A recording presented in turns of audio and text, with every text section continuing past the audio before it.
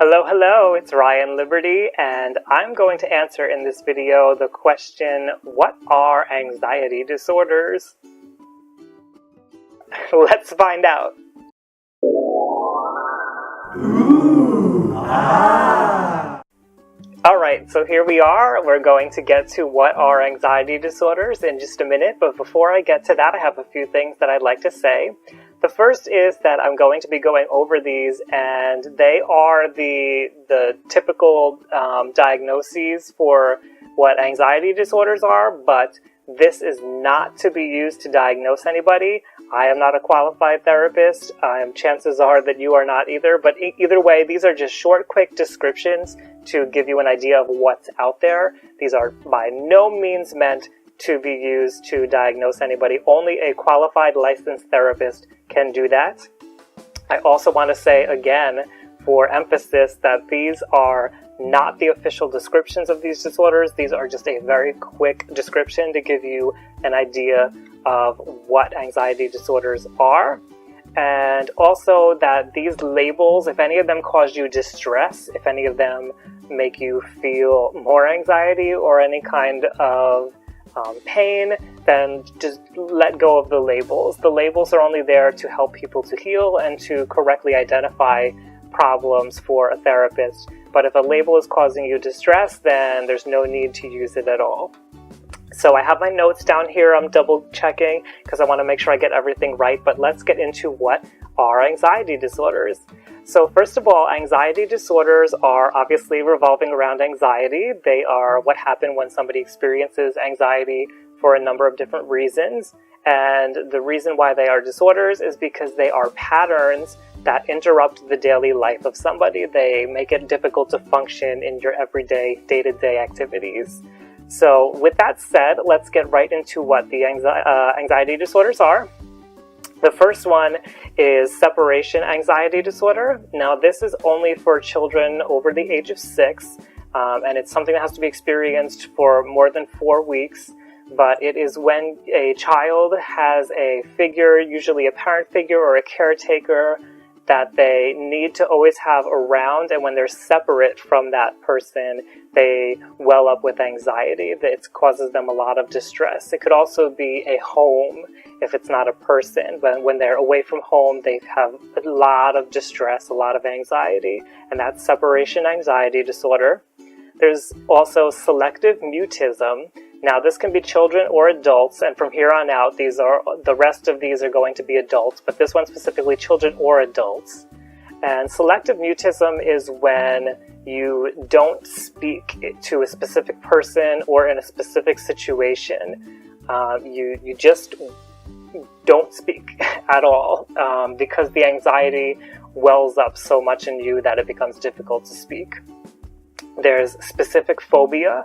Now, we all are kind of familiar with this. It's been in the general language of the population what a phobia is. But a phobia is when you have irrational anxiety or fear geared towards a specific thing, a specific situation, a specific object. It could be you're afraid of spiders, you're afraid of elevators.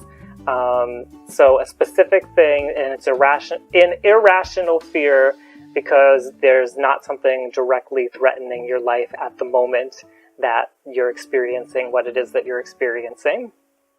There's social anxiety disorder, which sometimes is referred to as social phobia. So that is when you have anxiety whenever you're in a social situation, when you're surrounded by people. It could be something like a performance anxiety when you have to speak in front of people, or it could be going to a party makes you feel anxious, or maybe just going outside and speaking to people in general makes you anxious. But anything relating to social activity is social anxiety. And again, just a reminder, this is when the anxiety becomes an impairment in your functional life. There's also panic disorder.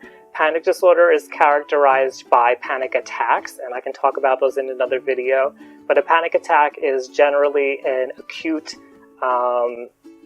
outburst, a experience of anxiety that kind of overtakes your body, and it's a very distressing, very frightening experience.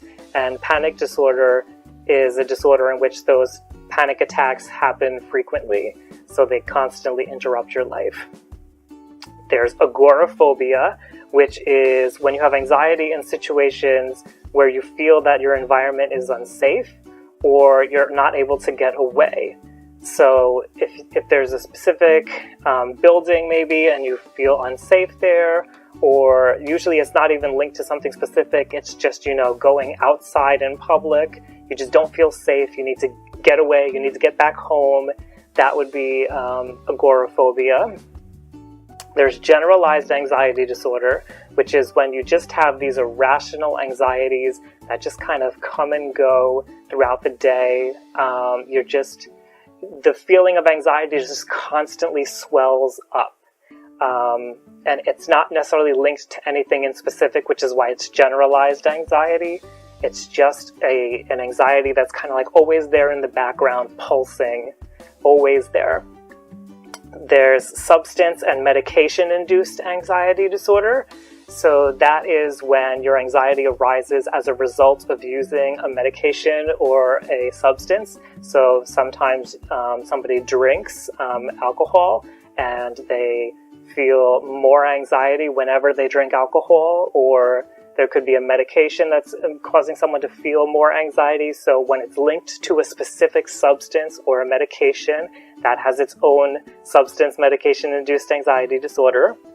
There's also anxiety disorder due to another medical condition. So if you have a medical problem with your body and the primary symptom of that is anxiety, that's what they're talking about here, anxiety disorder due to another medical condition. So it's not necessarily a psychological phenomenon, it's due to something that's actually happening in a more tangible, concrete way in your body. There's also other specified anxiety disorder, and this is when the anxiety that you're experiencing doesn't fit in any of those other categories. So they don't have a specific way to classify it, so they just give you the name of other specified anxiety disorder. And last, we have unspecified anxiety disorder, and that is when the anxiety that you're experiencing overlaps between a couple of these categories. So it could be two, it could be more, but when it's not clear which one is more predominant, they will just give you unspecified anxiety disorder, and they being a therapist, and they'll make notes about which of the categories you fit into. But again, I just want to reiterate, these are not to be used to diagnose yourself or anyone else. That is a therapist, a licensed therapist's job. So please, these are just here for your quick description to give you an idea of what's out there, so you could go to a therapist and discuss it with them. Thanks again for being interested in this and for taking the time to watch.